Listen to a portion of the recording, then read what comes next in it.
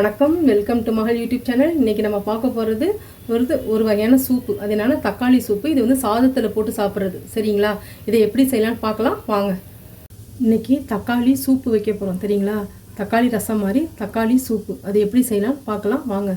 அதுக்கு 3 தக்காளி நம்ம எடுத்துக்கிறோம். அதை நல்லா பிசைஞ்சு விட்டுறணும். 3 தக்காளி எடுத்துருக்கோம். அதுக்கு இப்போ தேவையான அளவு உப்பு போட போகிறோம்.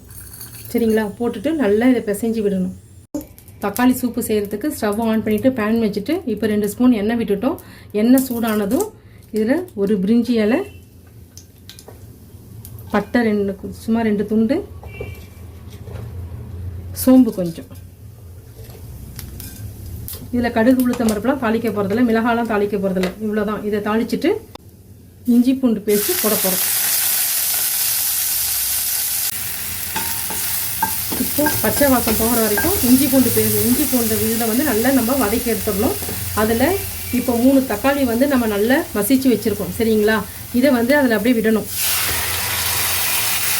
விட்டு நல்லா அதையும் நல்லா வதக்கணும்.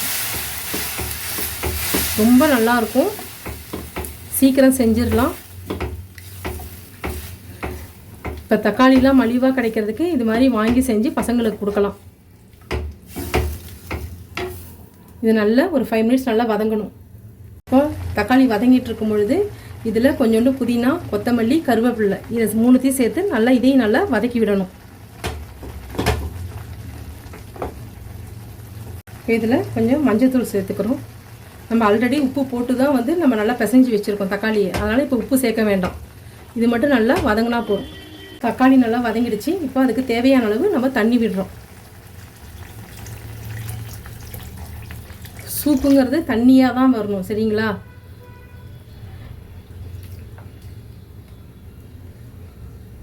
இன்னும் கொஞ்சம் வேணாலும் தண்ணி விட்டுங்க. நல்லா கொதிக்கணும். இப்போது இந்த சூப்புக்கு வந்து ஒரு பொடி அரைக்க போகிறோம். அதுக்கு என்னென்னா பூண்டு, தோல் உரிக்காத பூண்டு, மிளகு, சீரகம், சோம்பு. சரிங்களா? ஒரு பச்சை மிளகாய். இதை மட்டும் தான் வச்சு நம்ம இப்போ அரைக்க போகிறோம். அரைச்சிட்டு வந்து அதில் விட போகிறோம். இப்போது தக்காளி சூப்பு நல்லா கொதிச்சிட்ருக்கு. இப்போது அரைச்சிட்டு வந்துட்டோம். இப்போ இந்த விழுதை வந்து அதில் சேர்க்க போகிறோம். சரிங்களா? வெறும் மிளகு, சீரகம், சோம்பு, பூண்டு, பச்சை மிளகா.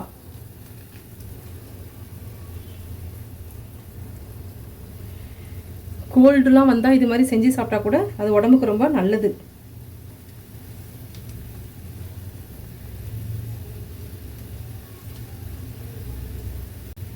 இப்போது இதையும் அப்படியே கலந்து விட்டுடலாம்.